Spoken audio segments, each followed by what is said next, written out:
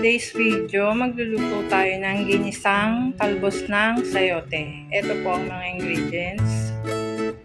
Talbos ng sayote, hipon, oyster sauce, onions, garlic, cooking oil, sugar, water, salt and pepper to taste.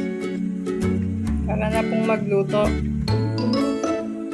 lagyan natin ang cooking oil sa pan. Isa natin ang garlic.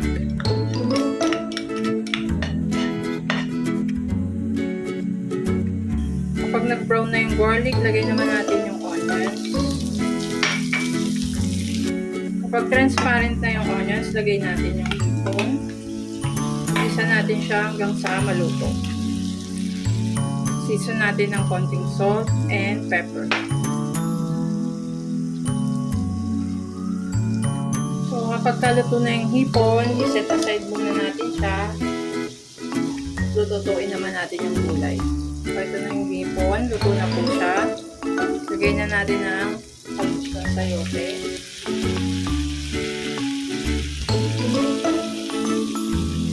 Lagyan natin siya. Lagyan na natin ng tubig.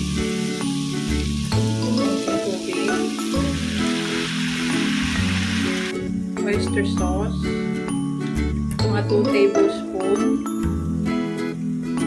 pepper, haluin lang natin hanggang sa maluto yung gulay. Pagkaluto na yung tangkay, lagyan natin ng sugar. Tikman muna natin bago natin lagyan ng salt kasi yung oyster sauce, panlasa na rin po siya.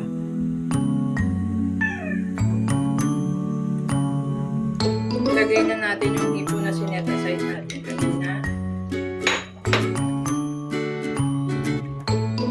Ito na po ang ating ginisang talbos ng sayote.